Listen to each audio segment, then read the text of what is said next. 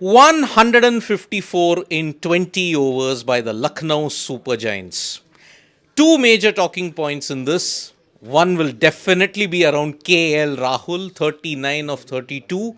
Had it not been for a blitz by Nicholas Pooran, Lucknow Super Giants would not even have crossed 150. But luckily, Lucknow Super Giants managed that score thanks to Nicholas Pooran's blitz and also an attacking 50 yet again by Kyle Mayers that has ensured that Quinton de Kock continues to warm the bench for the majority of IPL 2023.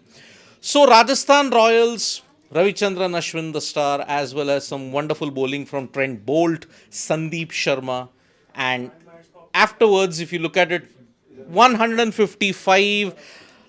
Gargi, what do you think? Is it a par total? Is it a under par total? Or do you think it's way too easy for Rajasthan now?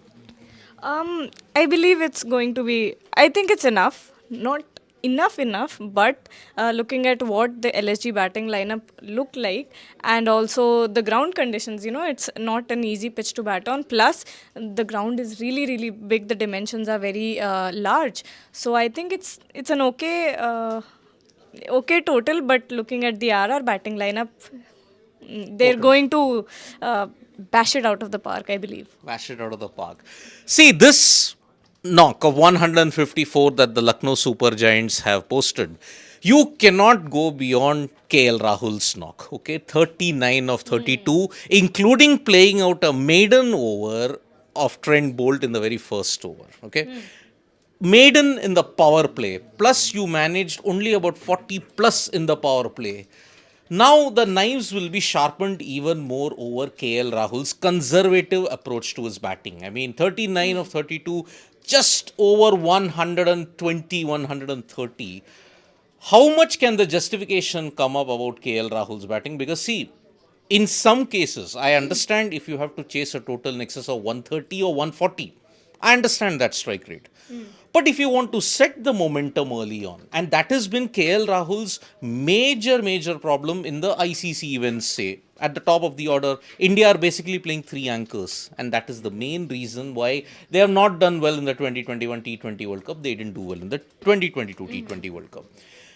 You had said that I will be neutral on KL Rahul because of the knock that he played. But can you afford to be neutral? Because I honestly think the struggle that KL Rahul is having, because he's not showing that intent, it is now much deeper and it cannot be ignored. Yeah.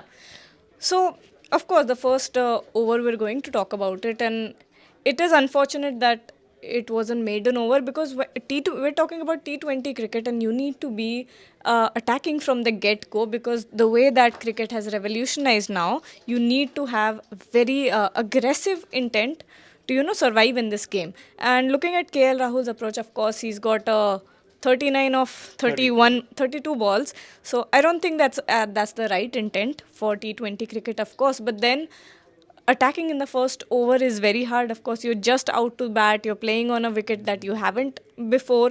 You cannot ask every batter to go out and bash it out of the park. But you're an international cricketer, you have been playing for India for years now. You are the vice captain, you were the vice captain, or to be precise. So this is expected of you. If it had been a domestic player that is just coming into the IPL and finding his footing, I would have been a bit different. We would have been a little softer with the criticism or whatever you call it. But KL Rahul is an international player. He has a lot of reputation behind him, and of course, you're going to set him up to the expectation that he has set him up for himself. Now, look, why there can be very few sympathies for KL Rahul, okay?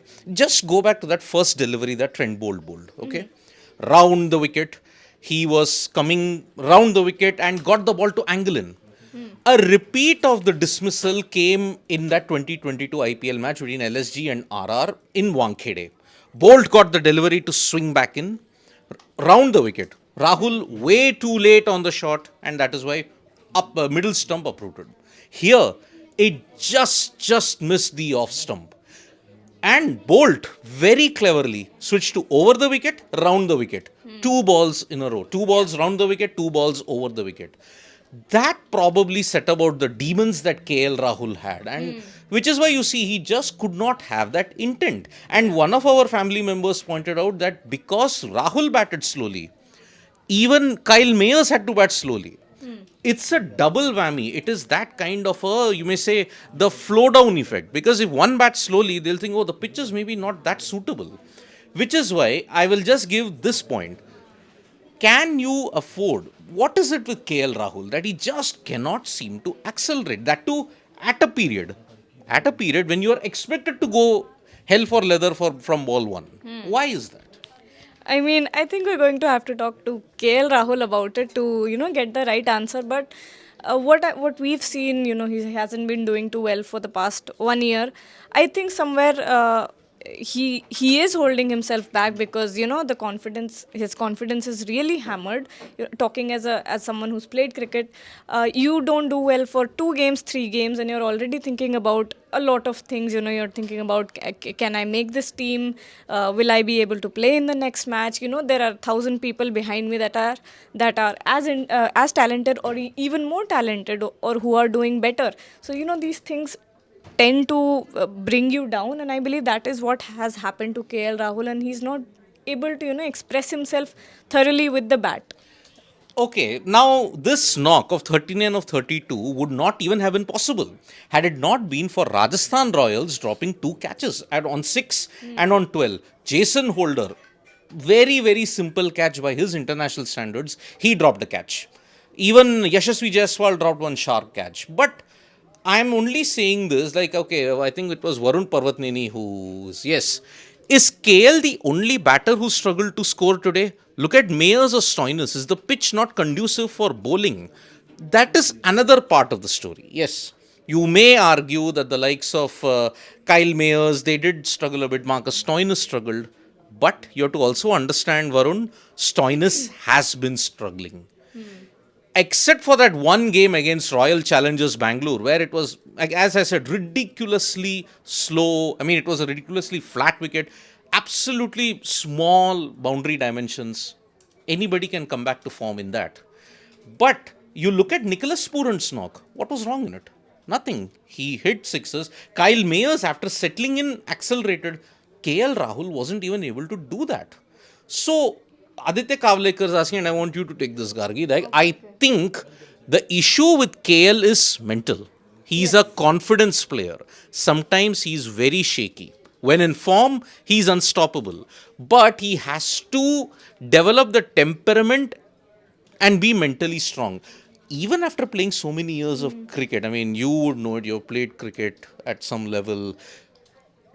How can you still develop a temperament and be strong after, say, 5, 7 years of grinding it out in international cricket? I mean, to say that he is on that level, he was the Indian vice captain. He has a temperament to begin with, but then a very, very bad time. He's gone through a very bad time, and not to mention that now there's the pressure of social media adding on to every player's minds. If you've been on Twitter, if you've been on other social media platforms, you know what I'm talking about. And imagine you're trying your best, you're at the worst possible point in your life, and you're going on to these social media platforms or whatever. You turn on the TV, you turn on some debate or whatever, and everyone is just talking. Everyone has to talk bad about you, and you're surrounded with this negativity. That does affect you. And But doesn't KL do this? He says that he is oblivious to the outside noise. But is he really oblivious? obviously not, because at the end of the day, you're only human. No matter what, if you've played, even if you're Virat Kohli, you're set up on this pedestal, and it gets really tough to, at one point, it gets really tough to manage all of these emotions and all of this negativity and criticism that you get. So, of course, it's a very tough time for KL Rahul, and it is, we all talk about it, cricket is 99% mental. Yep. It's just 2% skill. That's Just- what we're taught in. Just when you're about to go and get coaching, that's the first thing that you're taught is cricket is 98% mental. And 2% skill. Yes. So, okay, is KL Rahul's knock kind of a smokescreen that the pitch really is difficult to bat on? Did you get the first impressions that yes, maybe it is a typical slow, low Savai Mansingh wicket because, but I'll again tell you, if you look at the spinners, Yajuvendra Chahal had an off day today. Ashwin was the guy who took 2 wickets, and yet again, he was the one who was in super form, didn't bowl out his full quota, surprisingly. Sandeep Sharma also mixed up the variations. If you maybe made the ball stick onto the wicket a bit more, use those cutters, it becomes difficult to generate the power for the stroke play. So, in that way, maybe Lucknow Super Giants, the batting maybe on this wicket is not that easy. We'll give that benefit of the doubt also, but still, if I have to be sympathetic to KL Rahul, I need to find a very solid foundation upon. But first 6 overs, brand new ball, you have the best time for stroke play. If the ball goes softer on this particular wicket, it does become difficult. Yeah. Yet KL Rahul did not utilize that.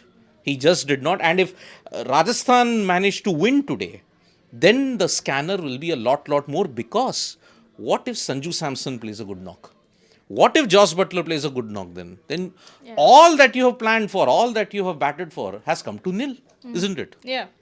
So I don't think I think RR today, the way they've opened the bowling, the way Trent Bolt was, like you talked about, was changing his sides, had completely outplayed and outsmarted the the LSG batters today. And that is why you could see from the get-go, from the very first over, KL Rahul was struggling. Kyle Mayers later picked on momentum, but it is something hard to deal with when you're bowling that well. Right, when you're a batter and you're facing really good bowling, and you're seeing that the bowler is changing his side every second ball, you do get kind of lost in your head, and you're thinking about how can I outsmart the bowler. It just gets really tough to bat on, and plus again the ground dimensions had to be really hard. We're looking at a lot of high scoring matches this IPL, but then I think this is the only exception today. Maybe Ekana. All the matches that have happened at the Ekana, they have been rather sluggish. Stroke play has been a bit difficult at the Ekana Stadium. But apart from that, if suppose Rajasthan Royals score those 155 runs in say 16 or 17 overs and they don't lose many wickets, then you will only have the insipid batting to blame of Lucknow Super Giants. Yeah. Had it not been for Mayer's 50, had not been for Pooran's blitz, you wouldn't even have gotten to that score yet. So, it is a very problematic situation. We will talk in detail about KL Rahul after the match is over. And if Sanju does well, oh boy, then that debate, it just intensifies. Sanju versus KL Rahul. Because remember, he had to choose the worst time to come back to form in that way. And predictions, Gargi, still sticking with RR, or do you think LSG can pull off a miracle here? No, sticking with RR because Josh Butler, Jaiswal, Sanju Samson, we've got Halla Bol. Hala bowl, yes, from the floor indeed. It is an unanimous and overwhelming hala bowl. But remember, Lucknow do have the bowlers to ensure that can be a tough fight. Yeah. You have Ravi Bishnoi, who's going to be very crucial on this wicket. But the pace bowling, unfortunately, because Yudhvir Singh, unfortunately, just made his debut in the previous game. He's inexperienced. But Avesh has been very off colour. And that is a big cause of concern. But we hope that Lucknow can put up a fight. 155, can they do it? Gargi thinks so. I also think so. But yes, it will be a close match. Thank you so much, folks, for joining us for this live. We'll be back for the match end, where we'll have an even bigger discussion depending upon the outcome of this game. If KL Rahul wins it by a miracle, you may say the focus may not be much on him, but still it will be for his batting. Yeah. So from me and Gargi here, bye-bye. Tap that bell icon so when we go live, and show us some love on Facebook, Twitter and Instagram as well. Bye.